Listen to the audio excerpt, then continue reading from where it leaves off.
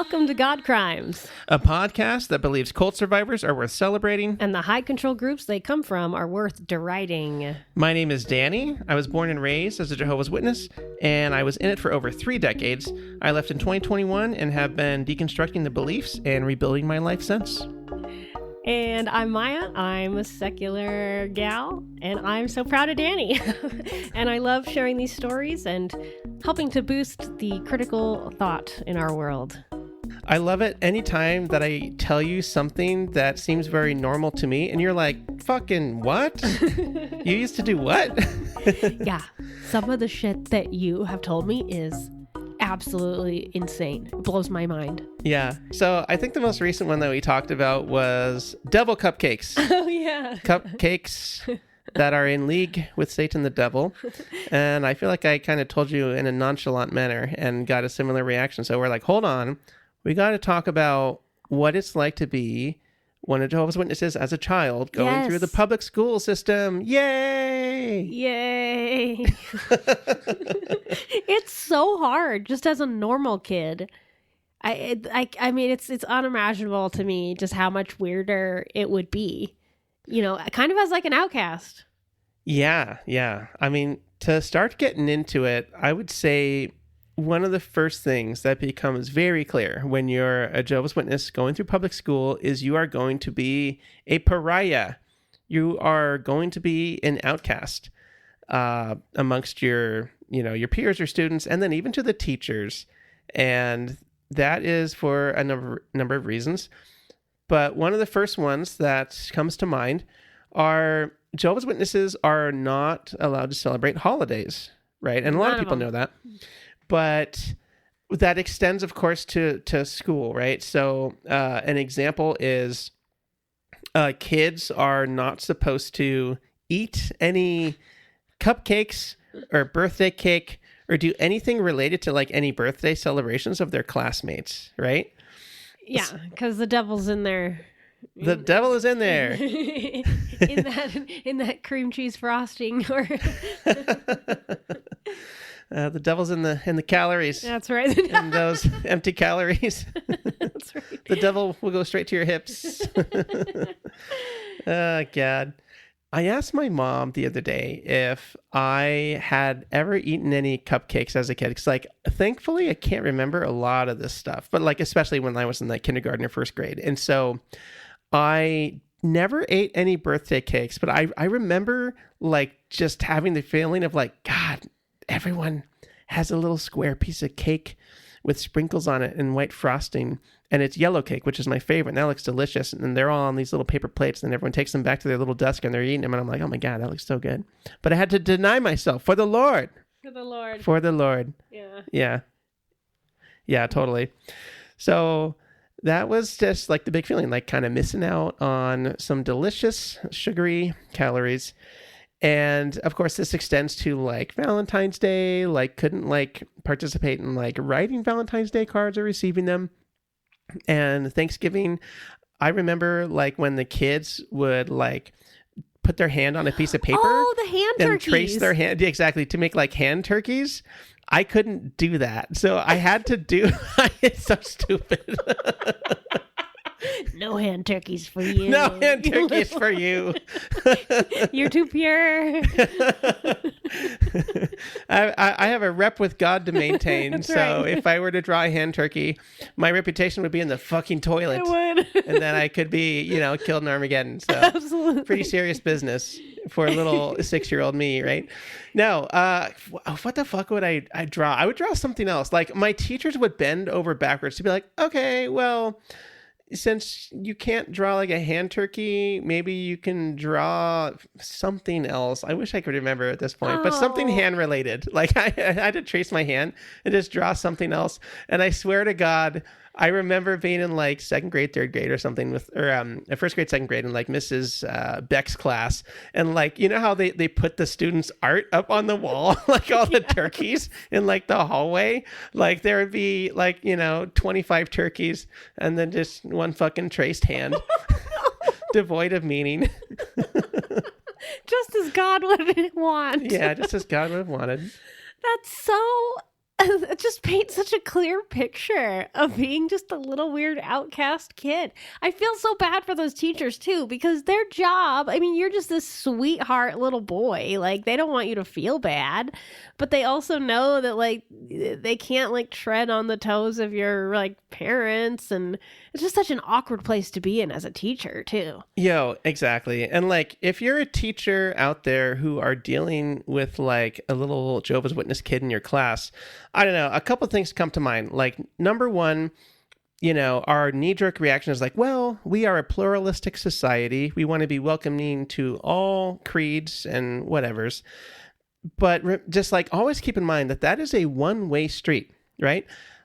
Like, the Jehovah's Witnesses do not extend that same grace to like regular members of society. That's right. Because in the mind of that child, what they heard, like if they go into school on a Monday, the day before on a Sunday, they heard a sermon that said like, remember, everyone on planet Earth who's not one of Jehovah's Witnesses, when Armageddon strikes, God will slaughter everyone en masse. So your fellow students, your teacher that is not one of Jehovah's Witnesses, they're fucking toast, you know?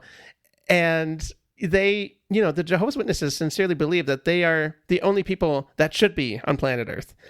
And so that's just like what you're dealing with, you know, poor teachers are dealing with when they have like JW kids in their classrooms. Also, what are you supposed to do with that? I don't know. I'm sorry. You're like, Danny Johnson, you are literally the chosen one. Yeah. Probably made you a little bit of an asshole, I have to say. I mean, did it? I mean, you were always nice, but doesn't that give you a weird, like, ego boost that's not healthy? That is such a great question.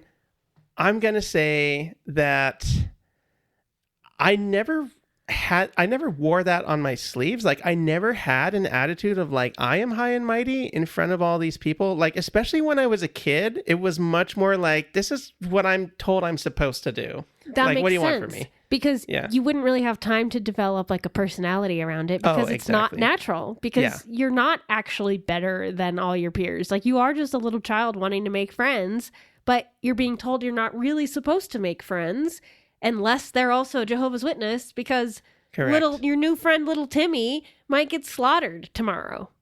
Yeah, he might get slaughtered tomorrow. And if he introduces you to playing Halo on the Xbox, he could be a bad influence and he could pull you right out of, you know, being one of God's chosen little peeps. Or Magic the Gathering. Or Magic the Gathering. Yeah. Super scary. Yeah, super scary. That's right. Yeah. What was that like as a little kid, to go to school knowing that your teachers and all your peers like weren't going to make it? It was sad. Okay, so I was in like probably third grade, and I feel like that's when like intelligence is starting to bud and like you start to feel more complex emotions. That's what I recall 8 years too. Old or so, yeah, around 8. Yeah. Yeah. So I had this little friend. His name was Blake, and I remember I felt like I just liked him as a person. I thought, wow, like I could really be this kid's friend. It's really too bad that I'm not allowed to like hang out with other kids after school. Like I'm only allowed to hang out with other little witness kids, right? But I remember Blake was just cool. He skateboarded. I don't know. He had characteristics that made an 8-year-old think you were cool, right? So I remember thinking, hey, you know what? Like, I really want to be his friend, but oh yeah, he has to be a Jehovah's Witness first before we can be friends. And he lived like right next to Machias Elementary in Snohomish. And I had my mom like drive me to his house when we were like in field service. And I went up to his house and I was like, I really want him to like become a Jehovah's Witness. That way I can be his friend. Oh, that's so sweet. Yeah. And so I go up and I knock on the door and I'm like, hey, is Blake home? And like his mom or something answers the door. I don't know. She's like, oh yeah, 1 second, let me go get him. And I'm like, oh, hey Blake, how's it going? And like, I'm in there in my tiny little suit. Oh my God. My tiny little thrift store suit. I'm imagining it to be. Look like a tiny car salesman. Yeah. And I don't know, give some kind of a pitch for the Colt, right? Like I give some kind of a child, something, can't remember what it is. And I remember just seeing the look on his face go from being like, oh, hey, I'm excited to see you. You're standing here at my house, to being like, this is weird. Like what you're saying to me is really weird. And then basically him being like, you know what? No, I'm good. I'm okay. I don't think I need no thanks. whatever this is. And yeah, that was like the moment I was like, oh, like I can't like actually choose who I want to be friends with. Interesting. Because they have to like be a Jehovah person first. And so I was like, oh, and then also it's not with like, you know, of course, being taught as a kid, oh, you have the truth. You have like the one way to live, right? And turns out that's not enough of a selling point. Like that should be a selling point. Like if I have, I don't know, the greatest invention on planet Earth, everyone should want it, right? Oh, yeah. But I offered this good that is supposed to be the best thing in the world. And this person was like, no, I don't think I want that. Not interested. And so in that moment, I discovered that I don't have something of universal value. And so I then just realized, okay, like I can't put stock in this being like a really great thing that like just anyone would want. So like, don't like people when they need to be converted first. So I'm sorry, I'm not sure if I'm explaining this too that well. makes sense. Like, only try to make friends with people that are already in your group, because people that aren't probably aren't going to buy it. Make friends with people that are in your group first, and don't like, you know, fall in like with other people, like other kids that seem cool or whatever, because they're just not, you just can't be friends with them. Yeah. Yeah. It's interesting that you tried to turn a friend, like basically make a kid become your friend by converting them, because you had to. That's the only way. That's the only acceptable way. Yeah. And then to realize in that moment, just as an 8-year-old, like, oh, what I have to sell, I guess, isn't universally accepted. Because you probably would have felt somewhat rejected. Oh, I mean, 100%. Yeah. Like you're trying to make friends and you've been told this is the greatest thing ever. And so in your little kid mind, it's like, shouldn't everyone want this? I mean, it's the greatest. It's the best. Like, I'm in the in group. Yo. Like, Blake, be in the in group with me. And then to see him turn away from you and shut down and like kind of not really want to be your friend anymore. Yo. Had to have hurt. 100%. And like one of the things that they tell you is, remember, if someone like rejects you at the door, they're not rejecting you. They are rejecting life, everlasting life. They are rejecting all the goodness that there is in the universe. So that makes them a bad person. What if you're just giving them a really bad pitch? That was within the realm of possibility. What the heck? So like with those old ladies that like have come to my door and have really not done a good job at pitching me, now it's my fault. Now it's on me because they didn't sell me good enough.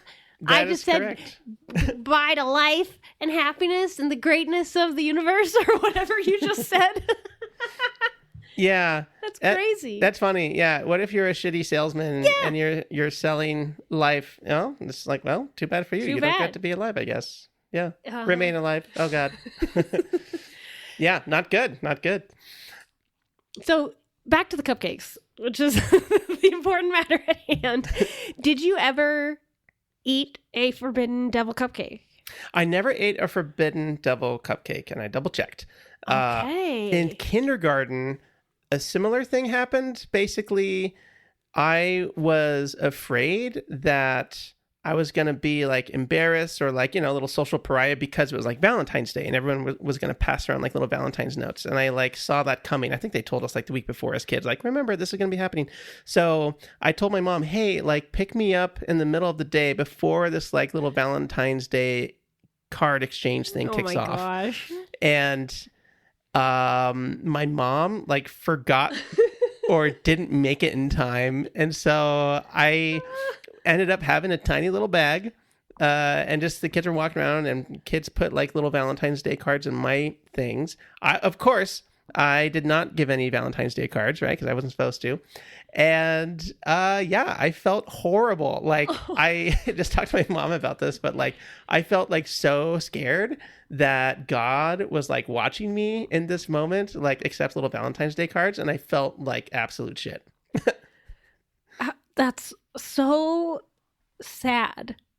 I can just see you there. All the other kids are having fun. And you are so terrified that this evil imaginary friend basically all powerful, bringer of life and death, is judging little you, even though you are not even doing anything. You're just like there.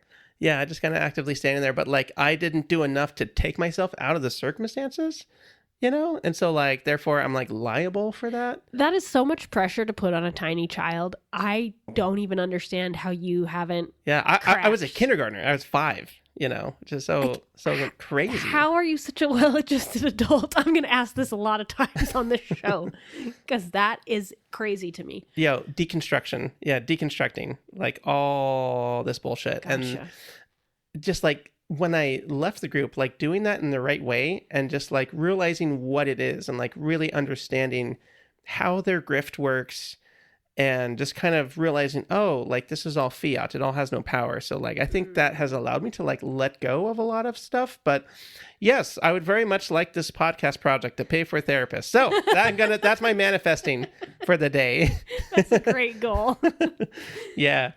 But yeah, so that's a pretty good example of like a young kid that is AJW in school. They're not allowed to go to assemblies that are like themed, of course, around like holiday things. So like whenever the kids would get to go to the assembly and do a thing, I'd have to go sit in the library, you know, most oftentimes.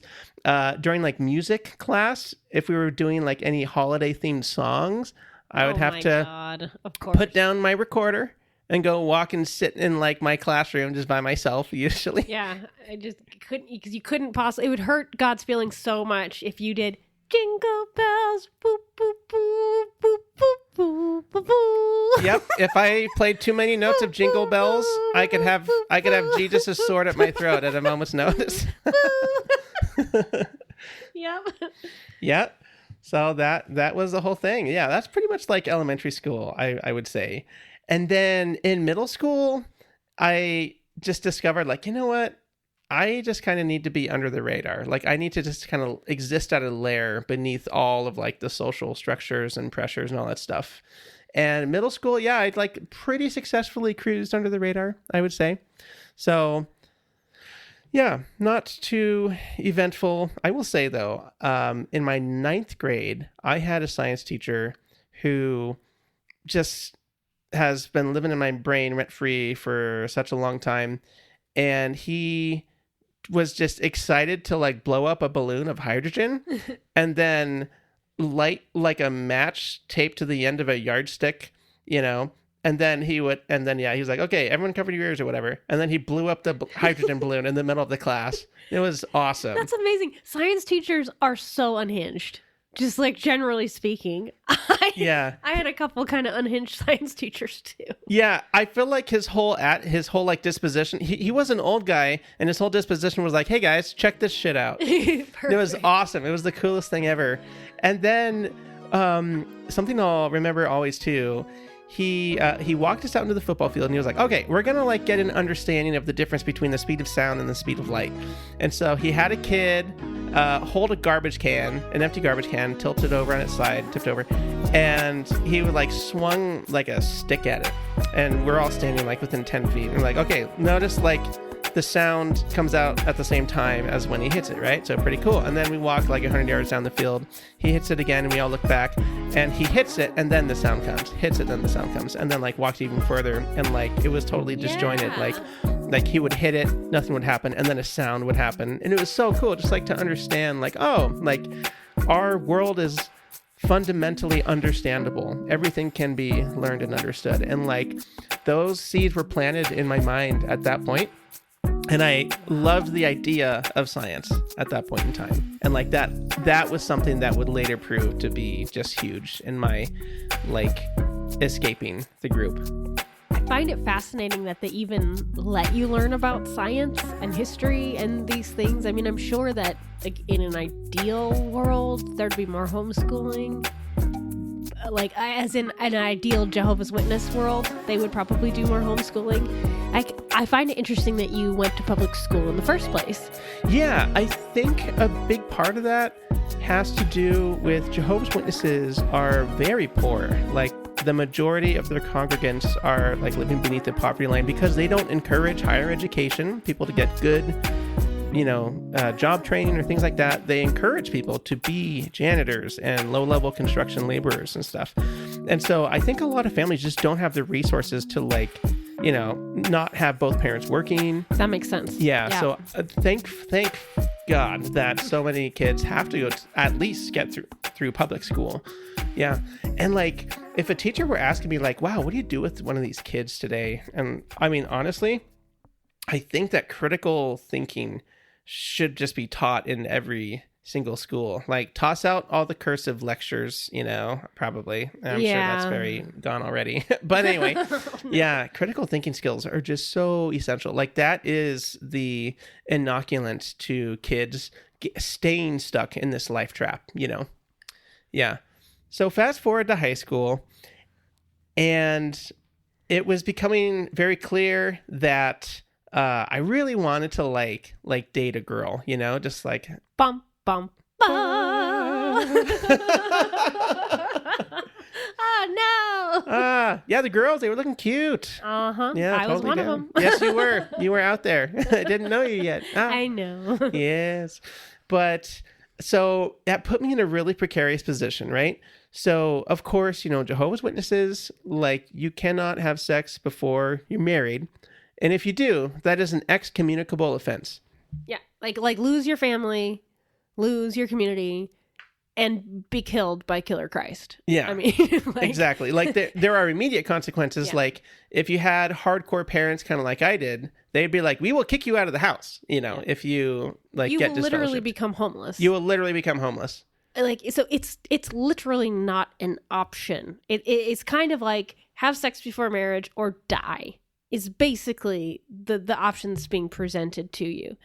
Just for like people that don't understand, like myself, when I first started learning about this, just how serious it is extremely serious. Like, I would say, I don't think I've ever had something come up in my life that was as serious as the things that you were faced with on the daily in terms of like consequences for choices, right? Like, I've never had my family threaten to kick me out on the street just for doing something, like anything. Wow, that's really, yeah. Wow, that's amazing. That's not a normal thing. That's not a normal thing? Oh, okay. No, I guess I'm learning that. That's not a normal thing. Yeah. And so I was confronted with it, like, just as a teenager, like having raging hormones. I realized, I was like, God, Madison, that I have 2 classes with, she's so freaking cute. And she won't stop talking to me. And I'm loving it. And I was like, of course. Yeah, I was like, I know this is going to happen. I know that, like, if I keep talking to her or like I agree to hang out with her after school, I'm just going to go and do it. Like, I'm going to. And so when I was 16, towards the end of my sophomore year in high school, I realized, I'm like, I'm at a fork in the road. Like, either I am going to like get a girlfriend and like satiate my like, normal, just biology. I'm sure there's a better way to say that. But anyway, that's what's up. I mean, that's pretty accurate. It is completely healthy and normal. Thank you. Yes. And like run the risk of like getting kicked out and like bringing like reaping shame upon my entire family. Cause like that's a big part of it. Like they teach you as a kid, like, hey, don't forget, if you get into trouble, like that reflects badly on the head of your household, your father. So your father will be very upset and shamed. And then also like parents dads, men that have privileges in the congregation, their privileges can be removed if their kids get into trouble. Oh my God. And so there's like all this pressure on that, right? Yeah. It's like back and forth pressure too. Like if the parents do something bad, it reflects poorly on the kids. If the kids do something bad, it reflects poorly on the parents. It helps keep everybody controlled. Because they're always watching each other. Like, don't you do something? I won't do something if you don't do something. Yeah. Back and forth.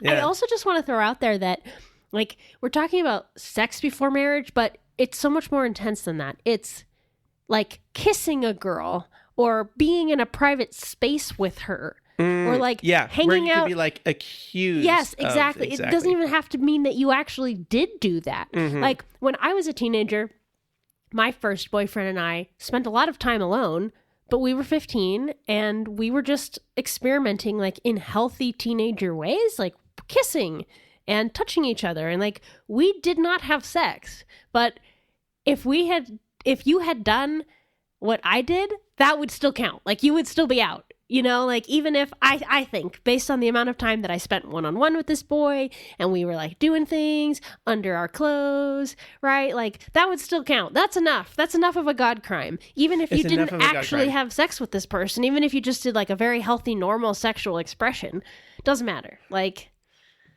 100%. So like, let's just game this out for a second. What would happen if like I, started like dating a girl, air quotes, and like we started to like explore very naturally and like on a low level, right? Played Mario Kart in her basement and then went down on her. Shout out to my first boyfriend, Sam.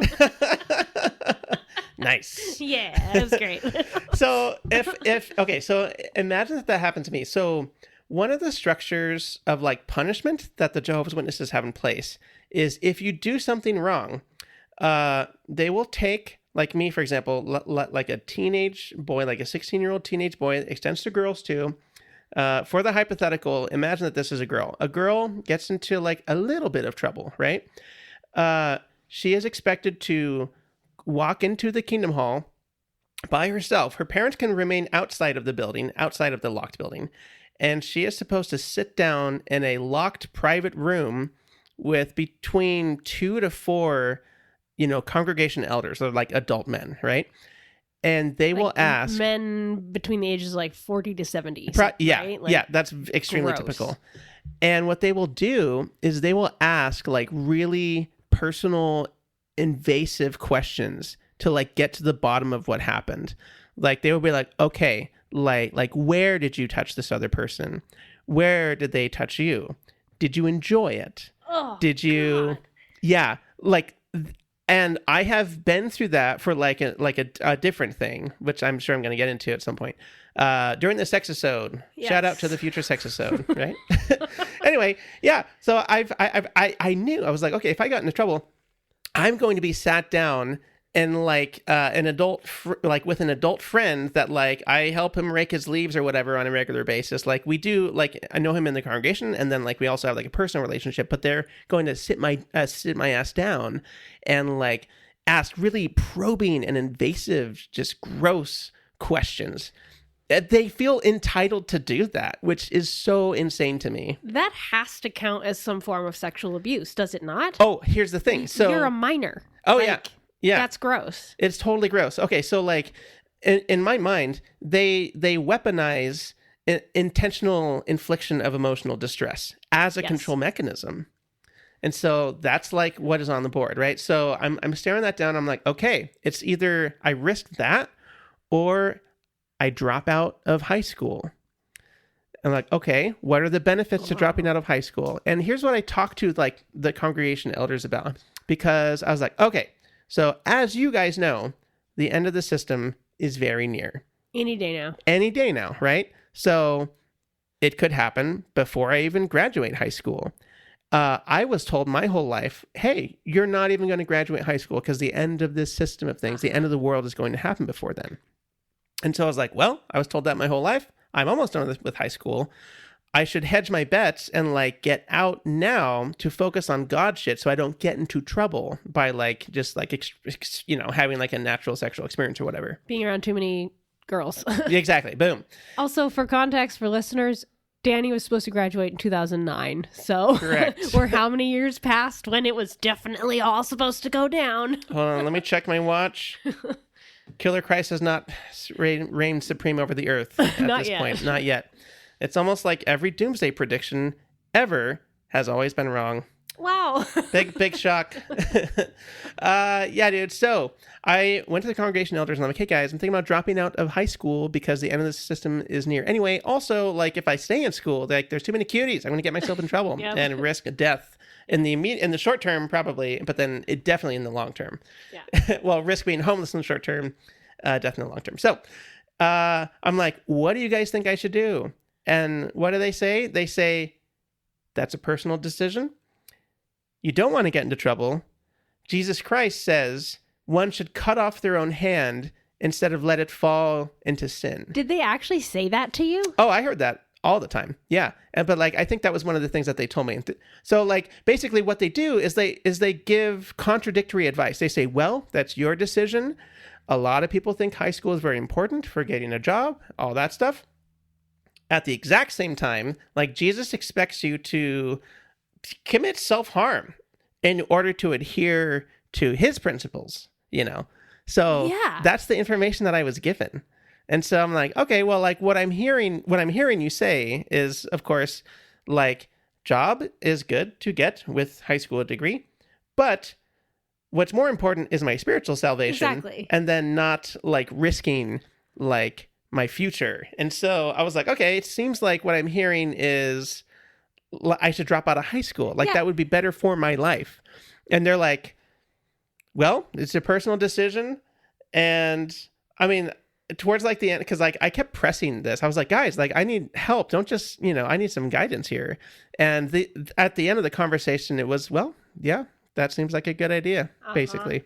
Yeah. Yeah. The whole like, well, it's your decision just seems like a very convenient way to turn around and say, we didn't tell him to drop out of school. And that's the whole fucking game, Yeah. like with the Jehovah's Witnesses in particular, is they give like nonsense, contradictory information, but like when they say all of these things, they put the emphasis on like, remember, like your reputation with God, and like your, you don't want to miss out on all of the transcendent promises that we're telling you. So like, let that be more important than the, oh yeah, like you should have like, get qualified for a job at some point. Yeah. And a high school degree will help with that. And so, yeah, like it was very clear, like that was what was, in their opinion, the best, option for my life.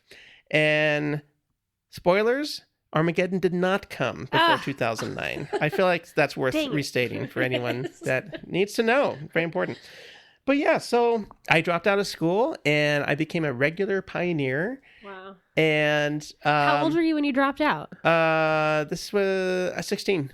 That's right. You just turned 16. It was at the end of your sophomore year. Exactly. So year 10. So this is like, yeah, I think it was, if I was done with school early June, this was like mid-May, I think. So you missed junior and senior year of high school. 2 years of school. I missed 2 years of high school. That's right. even more crazy to me than like, your senior year. Like you're still so young when you're a sophomore. Yeah.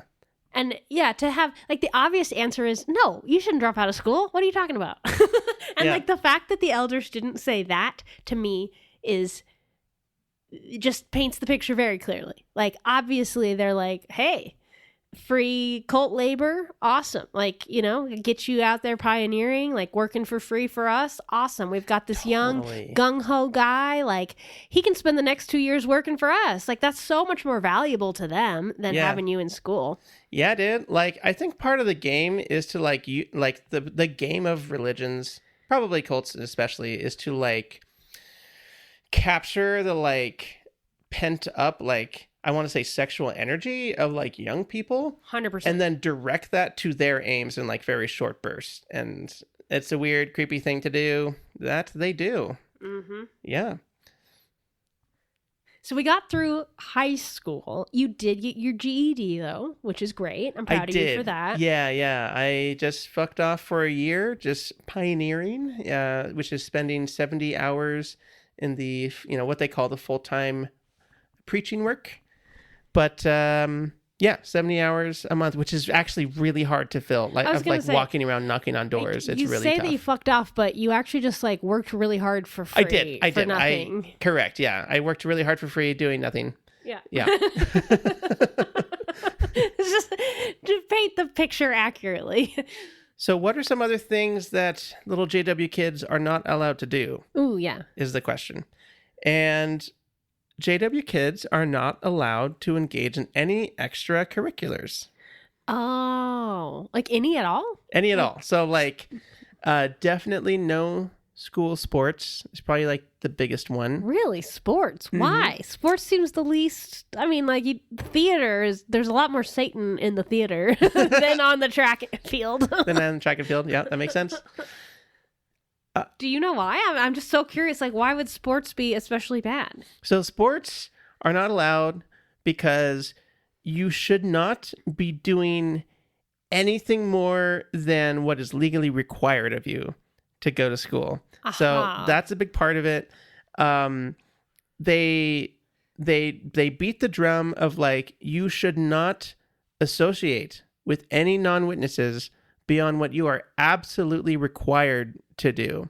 So gotcha. So classmates, teachers, but nobody else. Exactly. So witnesses are allowed to have jobs, secular jobs, right? As crazy as that is to say. But they still have the limit of like, okay, you can have a secular job and you can talk to people at your work, but do not spend any time with them that you're not being paid to. Like, do not spend any extracurricular time with them because they're a bad influence. You need to spend all your time with other members of the group, basically.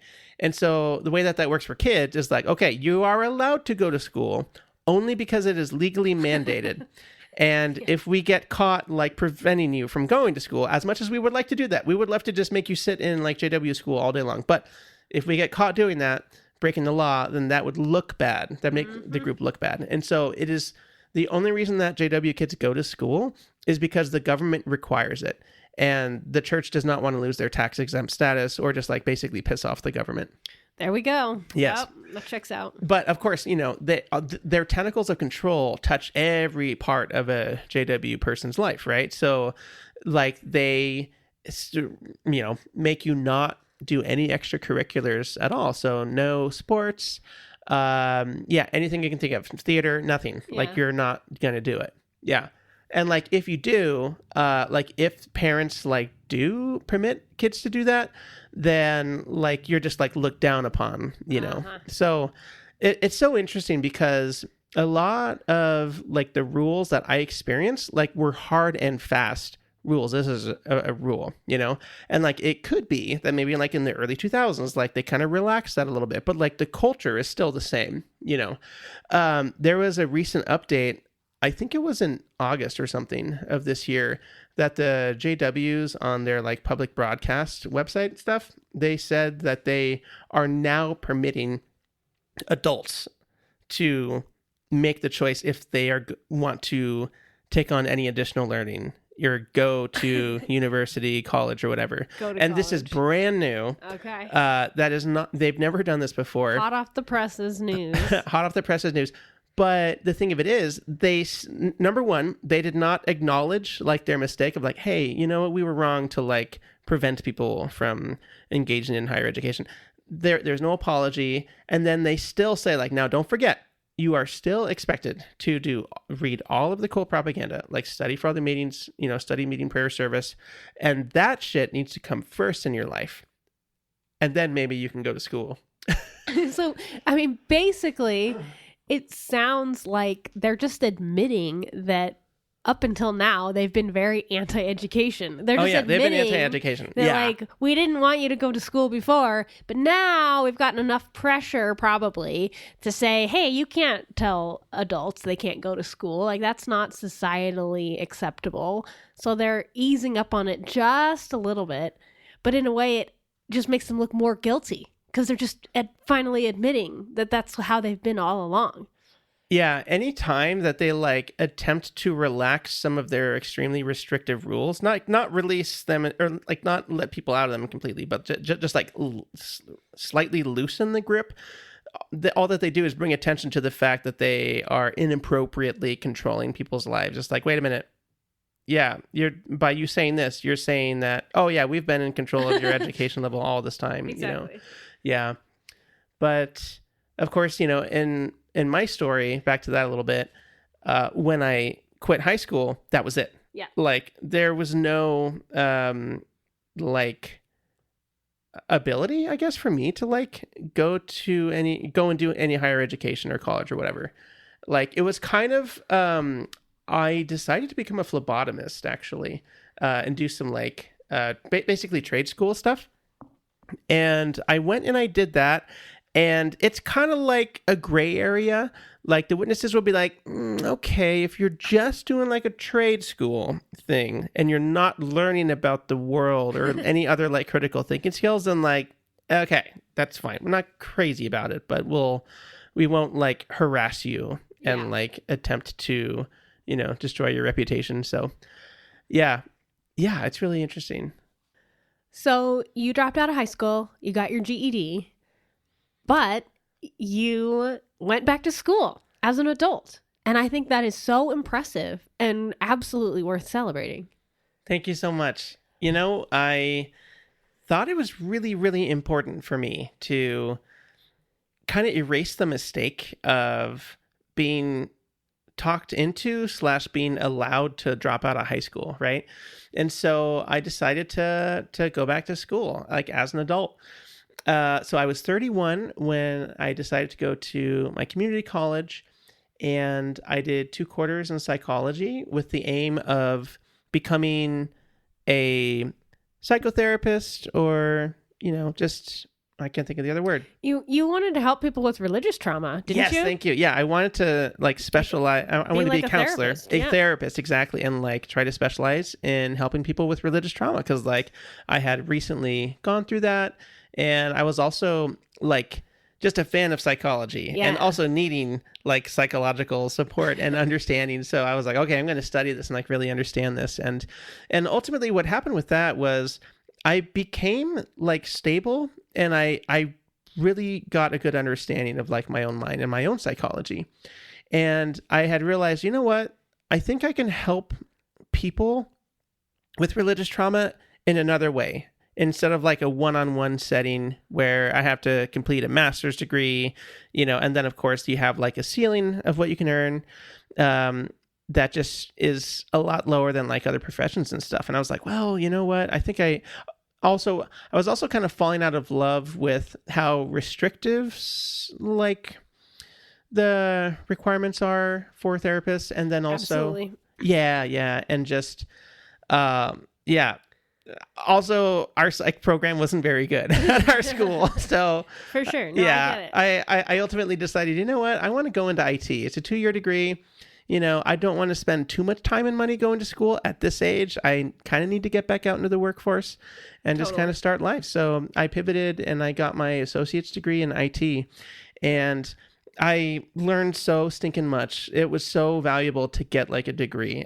Honestly, I believe that any XJW, if they can, should seek like at minimum a 2-year degree. If you can do more, I would absolutely go that route. Like, I really wish that I could have gotten my bachelor's, but it's just, a matter of timing and just needing to work and all that stuff, that it just wasn't in the cards for me. But like, I really hope that we can support other people's education. That's like my long-term goal, is to be able to like make enough money to put money into scholarships for like people that leave high control groups that want to better themselves through education. I cannot speak highly enough about it. And it has just changed my entire perspective on the world. I feel like I am much more capable of being like a contributory member of society. And, something I've said before on the show, one of my favorite quotes ever is, the question is, why do we educate ourselves? And it's so we can participate in the transformation of the world. And I love that idea so beautiful. Much. Yeah. And just, again, XJWs in particular, not only are they, they're underserved, right? They're an underserved community that were just like kept from education, but were actively miseducated, like intentionally. And I really feel like it's important for these people in particular to empower themselves through education.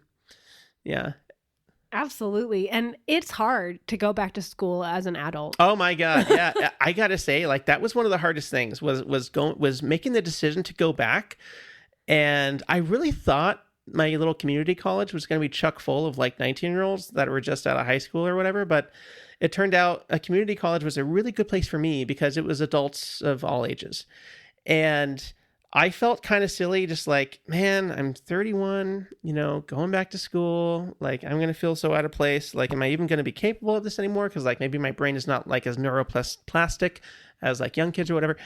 And like one of the biggest takeaways, like, you have to eat some humble pie to go back and to try to learn new stuff. But I told you about this kid that I met who was exactly my age, and he came back to school and he had never gone to college after his high school experience. I was like, oh, well, like what happened in the intervening years? And he said that he basically became a bartender and just like fell into a bottle for a decade.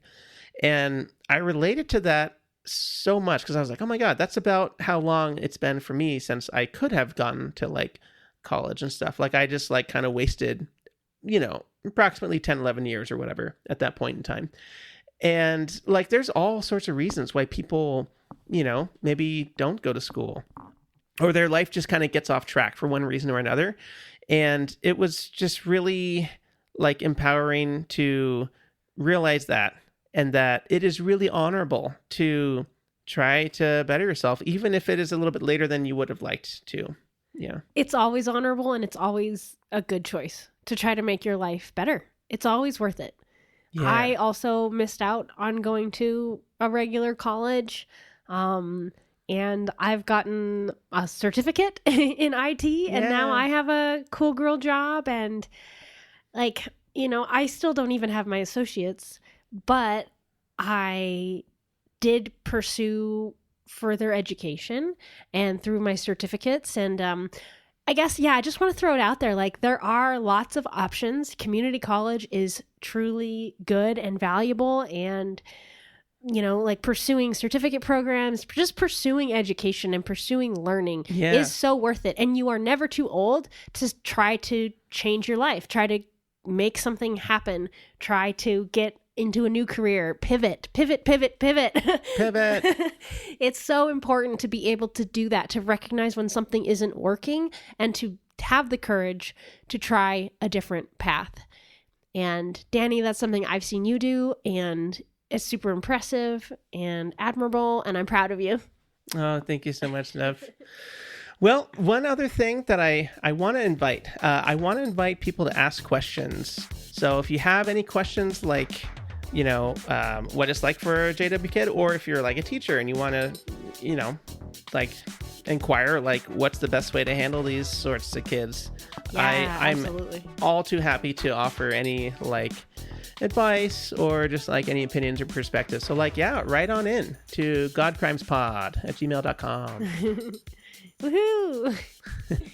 Thanks for being with us here today. I loved hearing all about your school journey, Danny. And you know what? I think I'm going to have to make you a special birthday cupcake this year that looks devilish. I cannot wait. I can't wait. Devil cupcake. It sounds delicious. Yes. We'll post it to the meads. Post it to the meads. All right, everybody. Well, join us next week. We love having you here. Thanks, everybody. Bye. Bye.